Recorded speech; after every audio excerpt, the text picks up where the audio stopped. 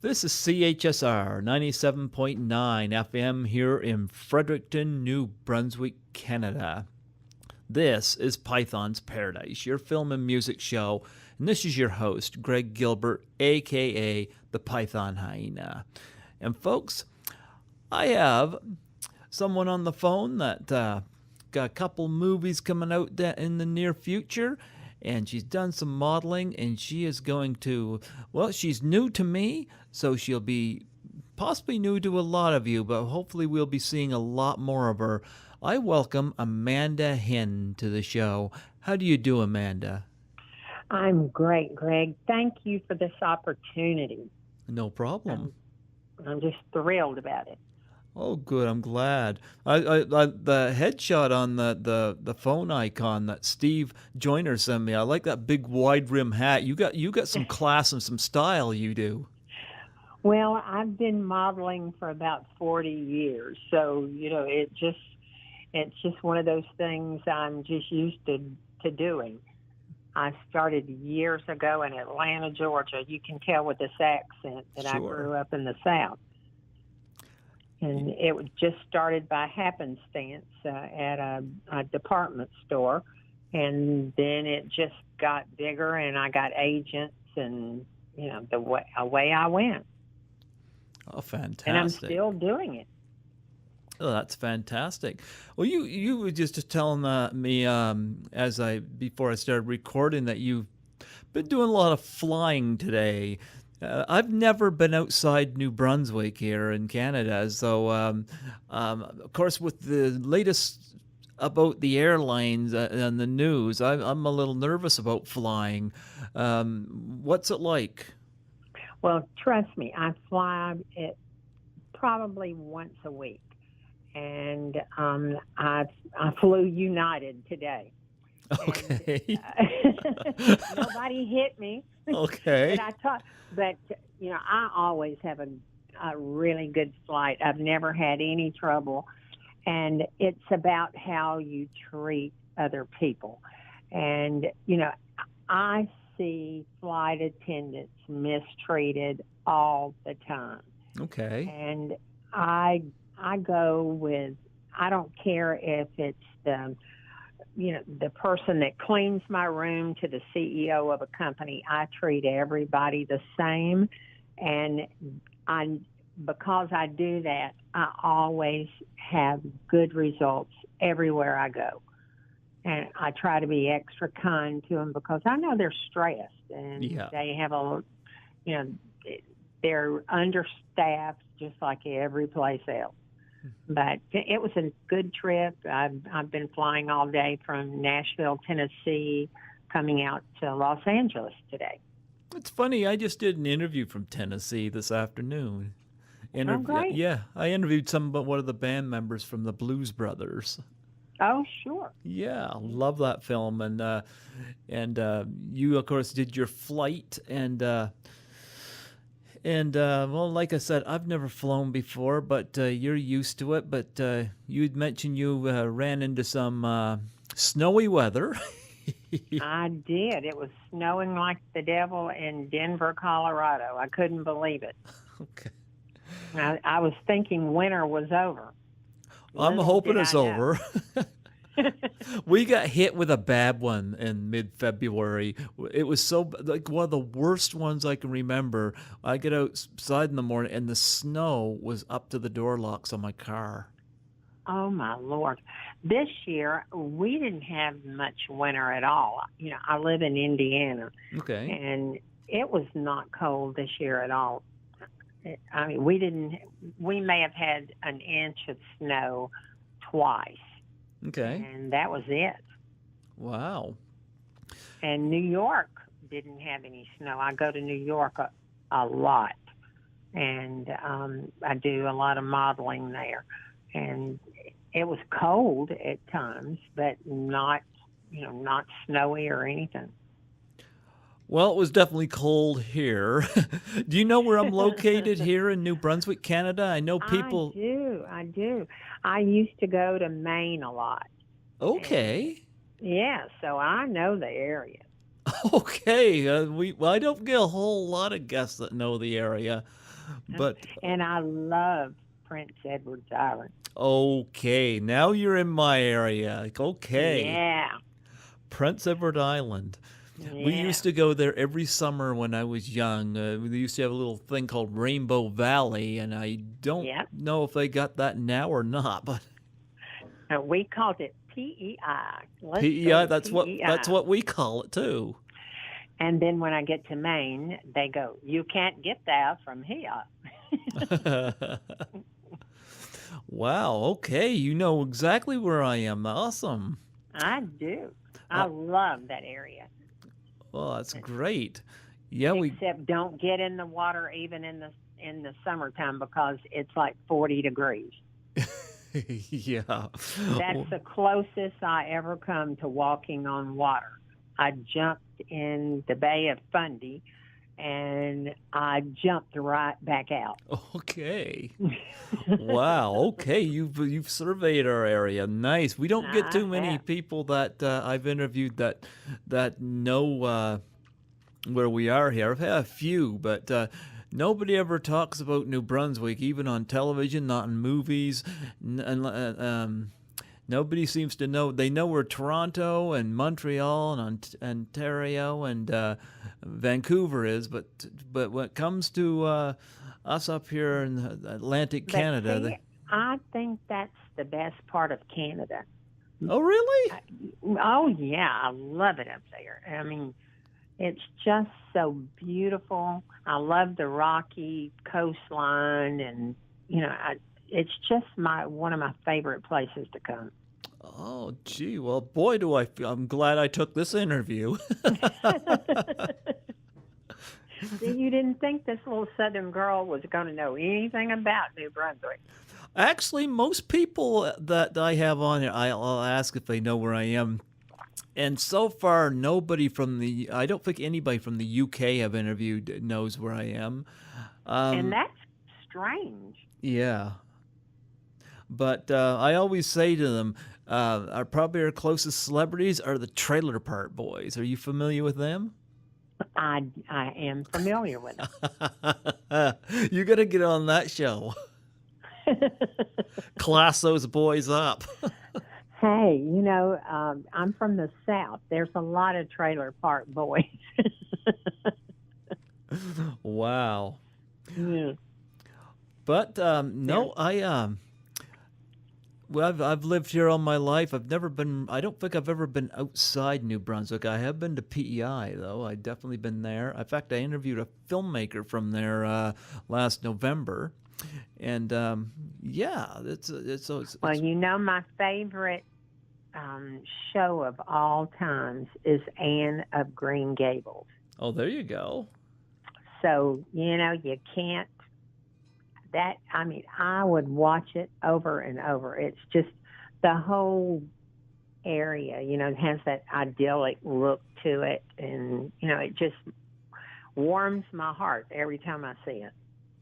But I grew up in a small town in northeast Alabama. So it's the kind of the same thing.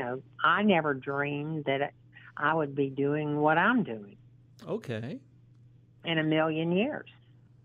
Okay. Well, you started.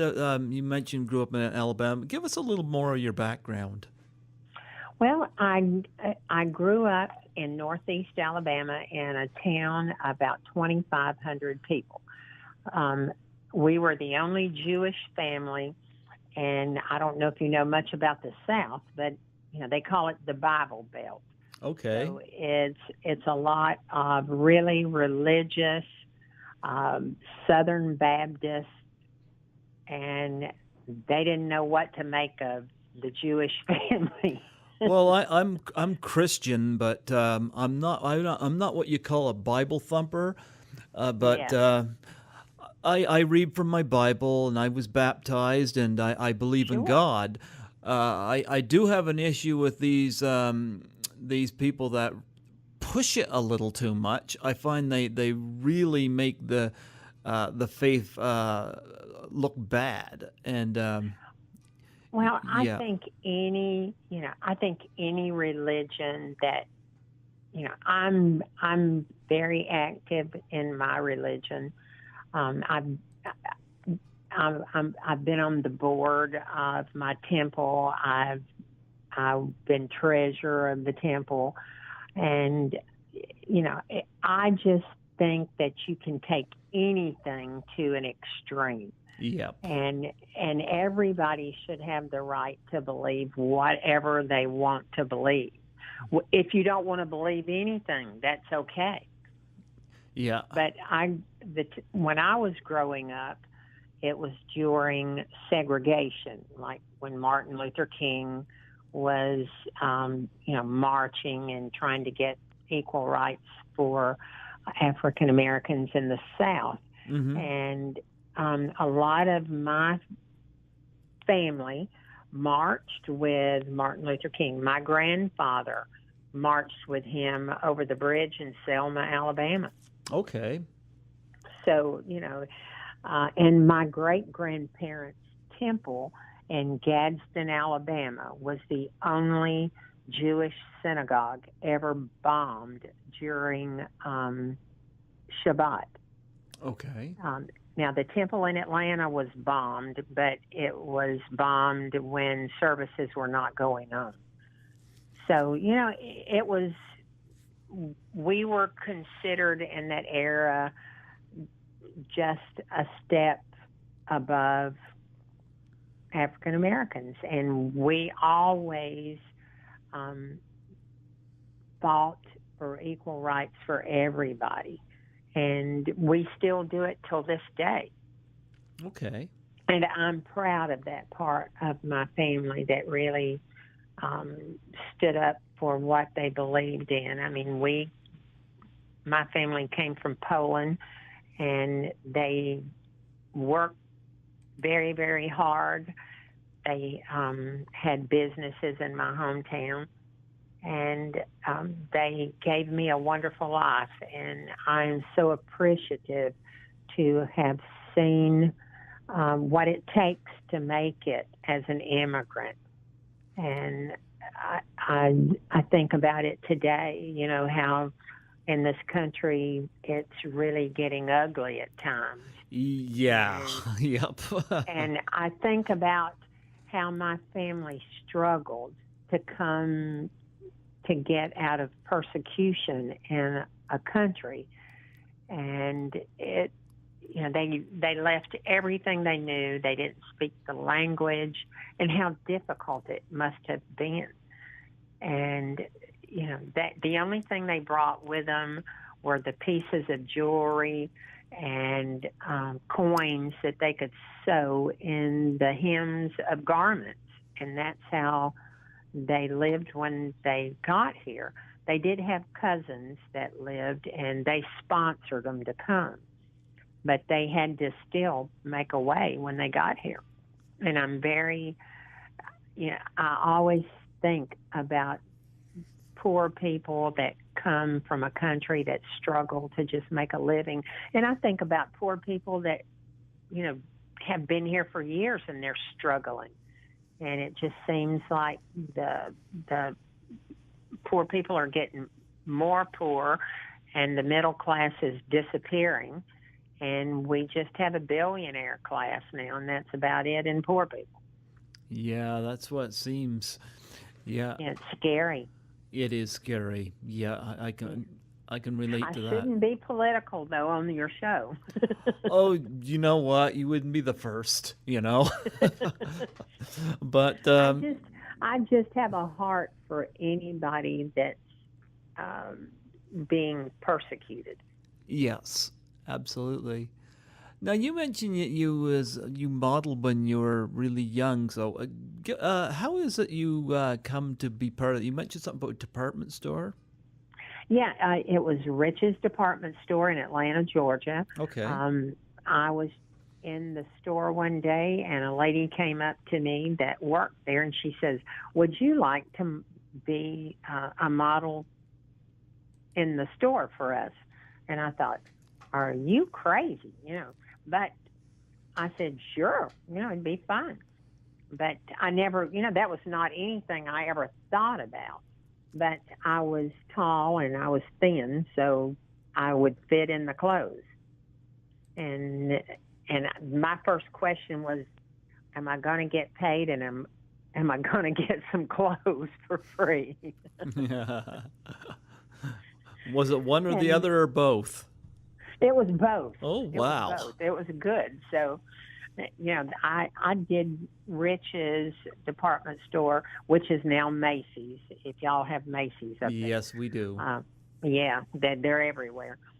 But that's how it all started, and then I have been modeling ever since, and I also was a banker for years. Okay. So I would do modeling, and I had a regular job as well, and I just fly into New York, and I don't know if you've ever heard of Fashion Week or not, but Sure. it's a big time, and I would do the fashion shows, and I would do print ads and catalogs and things like that, and I would just schedule my time off so I could do that. Yeah, I can relate to that. Scheduling these interviews around my day job. Yeah, I mean, you do the same thing. Yep. Yeah. But, Well, you heard me on the phone there between you and Steve last night. I was pretty exhausted last you were night. worn out. I was worn out. I'm much better spirits tonight though. So You sound great. yeah. But, I know what it's like. I have worked those, 20-hour days. Trust me. Yeah. And because I think I was born talking, and I've never been afraid of doing anything. And when I was with the bank, I did a lot of PR work, and so it was all went hand in hand with modeling, and I did a lot of television work for the bank and things like that. Anytime there was, and I worked for Bank of America was one of them that I worked for, and I worked for the Federal Reserve Bank for about 10 years. That was my first job. Okay. Well, So yeah. I was a senior vice president with Bank of America, and I did that for 15 years.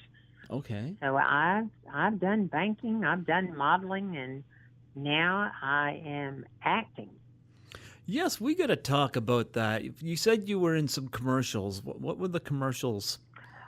I've done all kind of commercials. I've done Donna Karen, DKNY. I've done State Farm Insurance. I've done Norwegian Cruise Lines. I've done lots of print ads for clothing, designers. Mm-hmm. And you name it, I've done it. Well, you had mentioned that. Okay. I was just going to say the craziest thing that I ever saw was I was in New York, and a bus went by with my face on it. Now that was weird. That would be like looking in the mirror, only instead the mirror is just a bus. Something's wrong with this, Okay.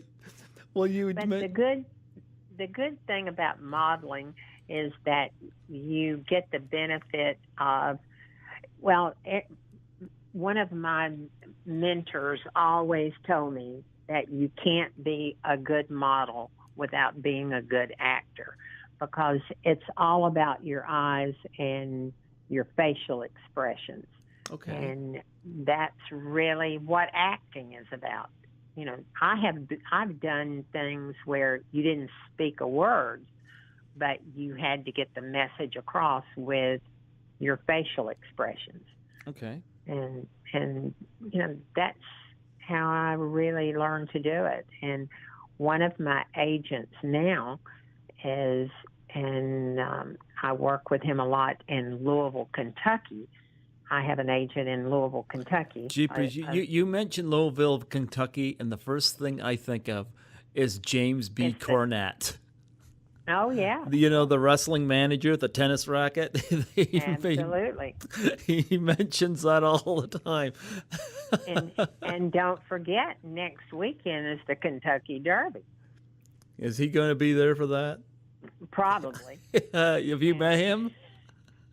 I've met everybody in Louisville, but my agent in Louisville was the man who discovered Jennifer Lawrence, Okay. the movie star.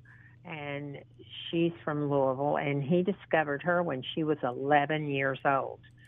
And last year, she was the highest paid American actress, and she made $46 million. So I think he's got good taste.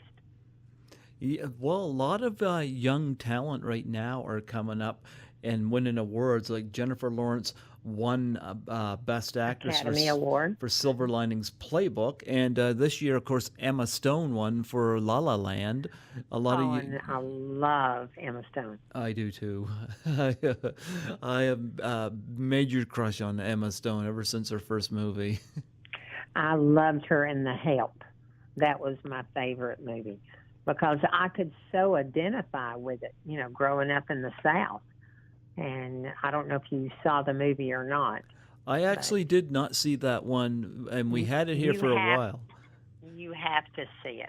I mean, then you will know what people went through during that time. It was awful. Yeah.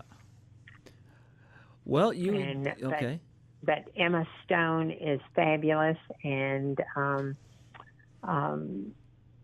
it, she's just wonderful. And I, I have not worked with her, but one of my best friends in Los Angeles did the voiceover for all of the movie trailers for La La Land. Okay. And I'm going to see him while I'm out here. And if you saw any trailers on television, that was my friend doing all the voiceover work. Oh, okay. Yeah. Well, you had mentioned that you got a couple of movies coming out in the next uh, 8 or 10 months or so. Now, we got to talk I about do. those. Okay. I do. What's the first one? Um, the name of the movie is going to be Ice Storm Deportation. And it is really about what's in the news right now. ICE is Immigration and Customs. And this is about people who are, being picked up by immigration and being deported. And I like these type of movies that are really about what's in the news at the moment. Okay. And with immigration being such a hot button item in the States right now, I think it couldn't be a better topic that's coming out. And this one we're actually filming next month. And I know this interview is going to be played later on in the, several months from Sure. now. Yep. And there's two movies together that one starts this process, and the next movie is called Beyond Reformed. And it just plays right into the same situation. It's just a follow through to I Storm Deportation.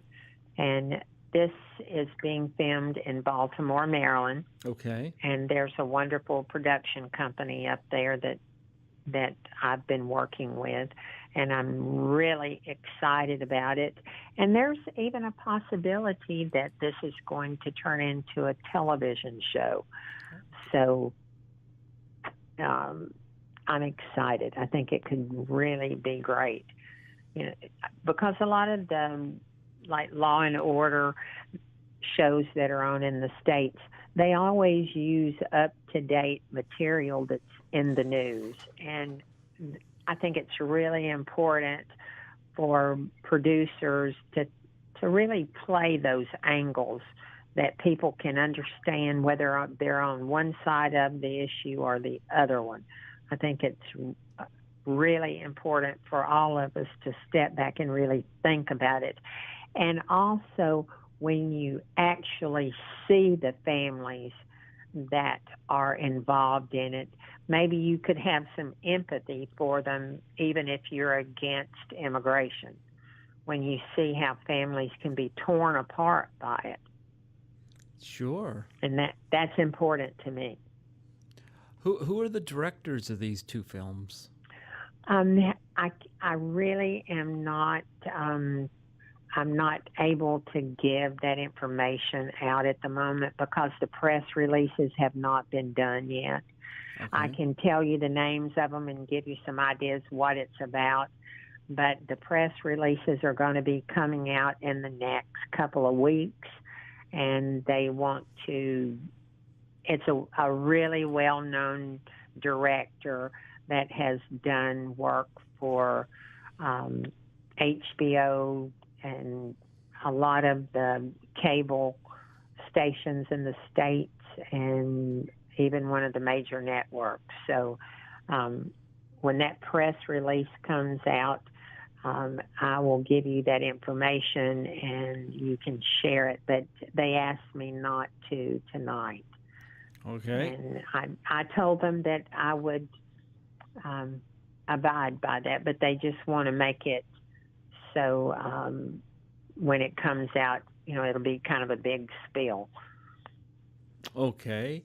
Are you able to talk about any of the actors that you're working with in the film? I really don't have all the list of them yet. Okay. I know that there's quite a few New York actors that's going to be in it, and some that are like Broadway people that people will know. And I'm excited to be able to work with, some of those people. Some of them I'm not familiar with because they're from the West Coast, and as I have told you, I hadn't done a lot of work on the West Coast, but it is picking up for me out here. I now have an agent in California, and I'm out here. In fact, this weekend I'm filming a music video. Okay. Are you able to talk in depth about that? I can. Okay. This is the name of the song is called Golden Youth. Okay. And if I have been modeling for 40 years, I'm not 25 years old. I'm 62 years old, and I will be 63 in June. And this song is really, it's got the best beat. You can listen to it on YouTube, but they have not done a music video for it. And the group that sings the song is not going to be on the video. It's going to be a lot, it's about 15 actors. And I'm playing one of the lead roles in it. And it's about don't you lose your youth. It doesn't matter how old you are. It's about your mindset. Yeah. Don't get old.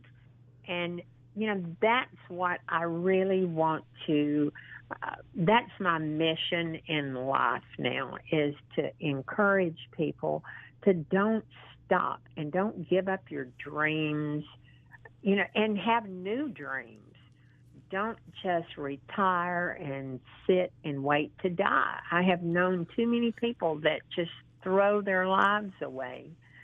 And, stay active and do something that you love to do and do it until you die.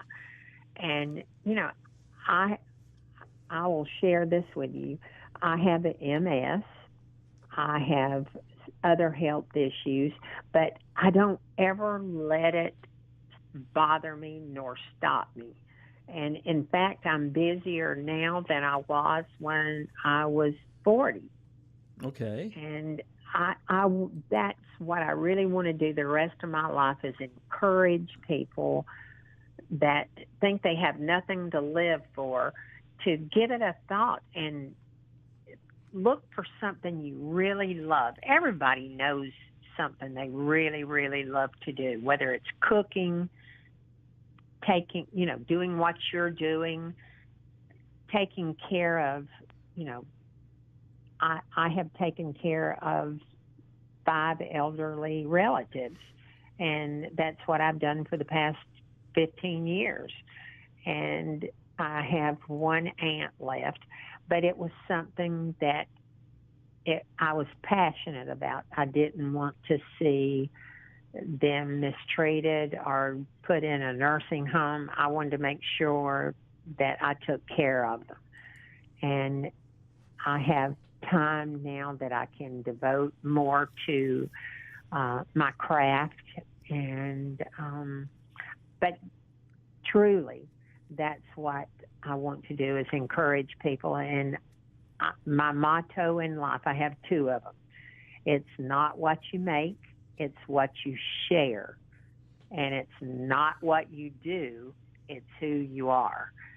And I just want to spread that and have a positive attitude about everything. And I think that's where happiness is. Yeah, I hear you. Yeah, that's a good that's a good mindset to have. Now you mentioned, Go ahead. I was gonna say that you've been flying all day and you've been through the snowstorm, and now you're in California. Now, tell me how nice it is in California right now. Make me envious. Well, when I landed, it was absolutely gorgeous. The sun was shining, and I think it was 82 degrees. And California is absolutely gorgeous. It's, lush and green and beautiful. And I love coming out here. Everything you think about, I grew up watching the Beverly Hillbillies, so that was the first place I wanted to see, was Beverly Hills, and it looks exactly like you think it would, but you have to have a lot of money to live there. Yeah. My husband and I have a place in Palm Beach, and it's another one of those kind of places. We have a condo down there.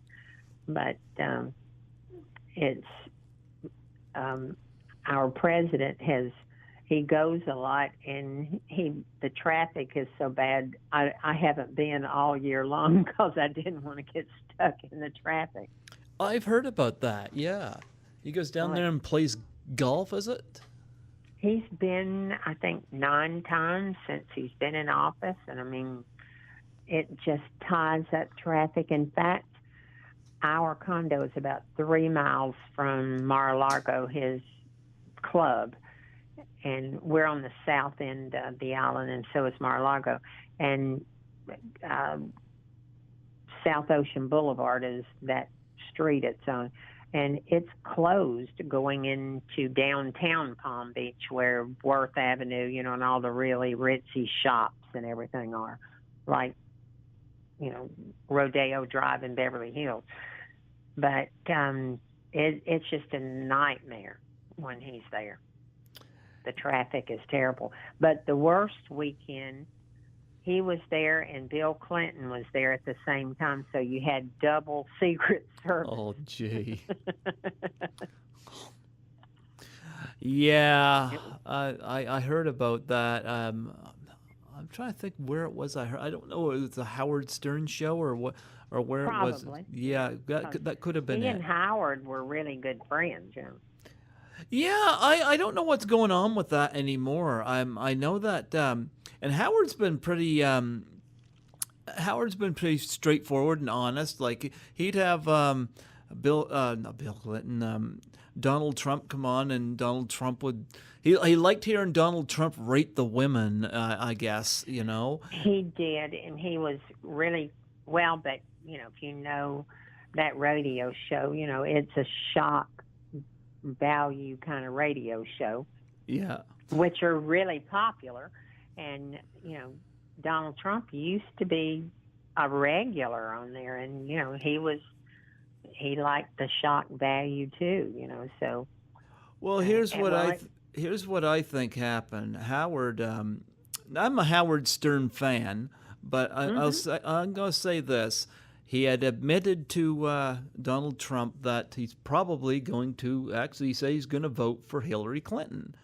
And, he's being forthwith about it. And again, this was not said, and I'm not going to quote anything that I didn't hear, but it's been suspected that maybe Donald Trump kind of resented that and hasn't been back. Now, as far as Howard's concerned, they're still friends, but he has noticed that Trump doesn't really call in anymore. At least not as of this interview. He hasn't for a while. He hasn't. Yeah. But well, and you have to remember that Donald Trump was always a Democrat, and he supported Hillary as well. And you can go back to when she was running for the Senate. He was all for her and gave money for her and spoke out for her and said she was the best thing that ever was. And I don't really think he intended to ever get as far as he got. I think he thought that it was going to help his television shows and this and that and the other, and by cracky, he won. And then after, it's like the dog catching the car. After he caught the car, he doesn't know what to do with it. Yeah. Yeah, that seems to be the thing. Well, I think everybody that wins the presidency, they have no idea how big a job it is. And if you just look at everybody that you know that has had that job, and especially the ones who had it for 8 years, they go in looking one way and they come out looking really old. Yeah. Because there's a lot of stress involved in there. Well, do you have like any other projects you wish to promote, or any charities or web pages that you have on the go? Well, I am going to be in another movie in August, and it's going to be a remake of Stand By Me, if you recall that movie. Yeah, I just saw that a special family film screening a couple months ago. Yeah, it's going to be a remake, and we're going to film that in Savannah, Georgia in August. So it should be hot and steamy. Okay. But I think my Southern accent will really come into good use there. And I know the part that I'm playing in it. I'm going to be the jury foreperson, the foreman for the jury. And I'm looking forward to that, and I do want to ask everybody to watch the Kentucky Derby this coming. Well, by the time this plays, it'll be well over. Yeah. But this coming Saturday, it's always the first Saturday in May. And I have been really active in the Derby functions this year. I was in the Kentucky Derby Festival fashion show just about a month ago, and it's the biggest fashion show other than New York, especially in the South. And there was about 2,000 people at this fashion show, and I got to close the show. So that's always an honor to close the show. Whoever opens and the one that closes, are considered the main characters. So Okay. it's always fun to do that. There is a foundation that I work with. Friends of mine, their son was a high school football coach, and he died at age 30. And their family put together a foundation to help underprivileged children through sports. They have camps in the summertime, and they have books that they give to coaches that, a lot of times underprivileged children don't have leadership in the home to teach them integrity and the things it takes to be successful in life. And I just think it's a wonderful cause to not only, give them money and give them scholarships and things like that, but to really teach them how to get through life. And sports was never a big thing to me, but as I have been involved in this foundation, I've learned that through sports you learn a lot of, like sticking with something and being part of a team. And I think it's such a wonderful idea to do this. And any kid that goes through this program and they stick with it and they graduate high school, then they get a scholarship to go to college. It's not, a full scholarship, but this family that I work with, they, always donate a certain amount of money to each child that goes through this program and stays with it. Oh, wow. That's fantastic. And I would love to send you the link, so when you put it on YouTube, then you can see the foundation and what it's about. And I try to raise money all year long for them. And they have like bourbon tastings and things like that to raise money. And I'm being close to Kentucky, being in Evansville, Indiana, one of my aunts lived in Owensboro, Kentucky, and that's where Johnny Depp is from. Okay. And I have a lot of contacts in that area with bourbon distributors, and I'm able to get bourbon for them, and people donate things for this foundation. And I'll send you the link so you know what my passion is about that. And just in general, helping people that are less fortunate than me. That is something that has always been dear to my heart, because I was raised to care about people. And one thing about the Jewish faith that you may not know, that we believe in doing good deeds, and we call them mitzvot. And in life, my life will be better if I don't think about myself, but think of others and do things for people who can't help themselves. Okay. And that's what's dear to me, and that's what I want to do the rest of my life, is work and try to help other people. Is there a web address to this? I will send you the link. Okay, you don't know it off the top of your head, eh? I don't know it off the top of my head. Yeah, you can send me the link, and yeah, sure, we can post it. Yep. Yeah, and I would really appreciate it. This family, they are the salt of the earth, and I do everything I can. Their son actually wrote the book before he died about sports leadership and using sports to help kids, to get them out of trouble. They take a lot of children that's been in trouble, and through sports, they give them a different life. Well, that makes a difference. Yeah, it does. And, there's all sorts of ways to help people, and that's just one.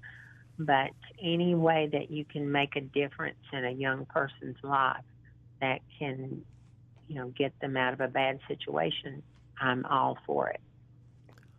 Okay. Well, this has been interesting, because I went into this interview and I had no idea even how to approach it because I had not heard of you.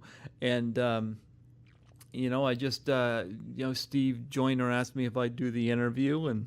Absolutely. And yeah, and this turned out to be pretty fascinating. Now, I'm going to assume that Steve contacted you through social media just like he did me. Well, he's actually my agent in California. He's my manager out here. Okay. And yeah, he's taken on a new role.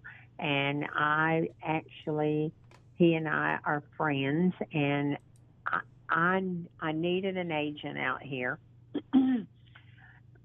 because, I know some people out here, but Steve knows everybody. Yeah, I'm And finding that out. Yeah. he really does. And he is a man of integrity. And he's just one of the nicest people you'll ever meet. And he always has my best interest at heart, and I have his best interest at heart.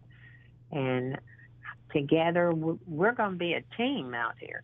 And,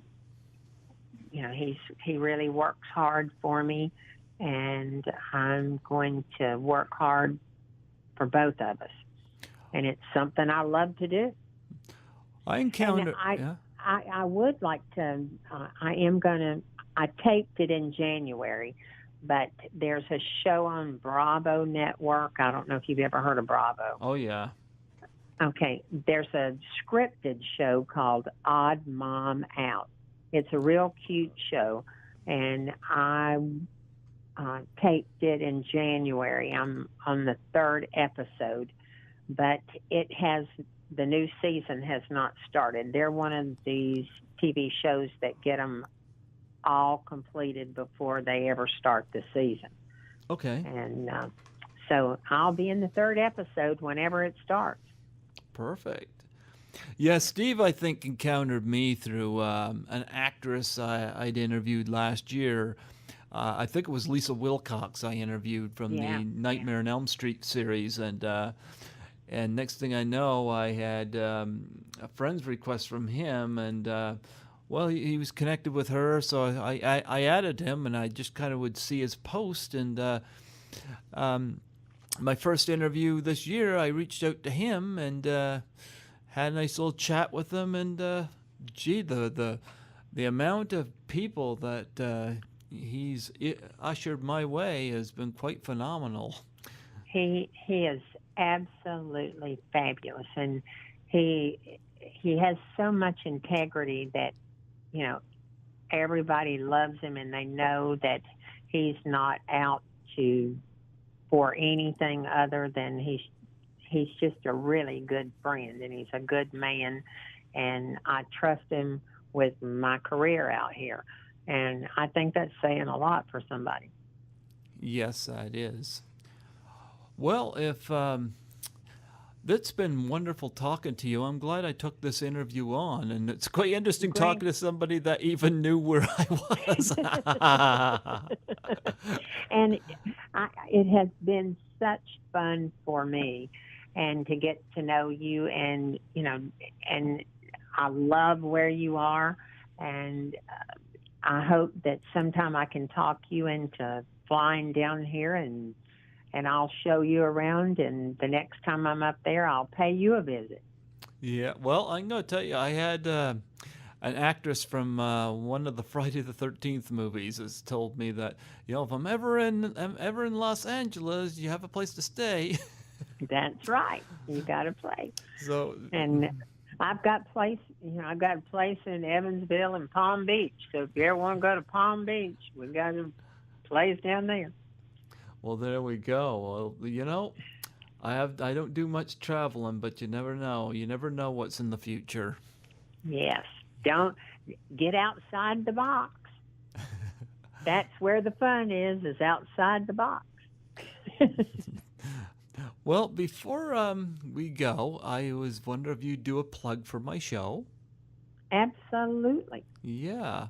Just state your name, and my name, of course, is Greg Gilbert. My show is called Python's Paradise. Python like the snake. It's my DJ name. And I'm from, of course, Yeah, and I'm from New Brunswick, Canada, of course. And it's Python Yeah, Python's what Paradise. Paradise Yeah. in New Brunswick, Canada. This is Amanda Henn, and I have had a ball being on with Greg Gilbert in the Python Paradise in New Brunswick, Canada. I've had a ball, and thank you so much, Greg, and you're just great. Thank you so much. God bless you, Amanda, and we'll be in touch, and I'll connect with you on Facebook. Absolutely. Thank you so much, Greg. Thanks for the opportunity. Absolutely. God bless you, and you have yourself God bless you, too. a wonderful time there in that beautiful California. I'm going to. You have yourself a nice evening. Thank you. See you soon. Absolutely. Bye-bye. Bye-bye.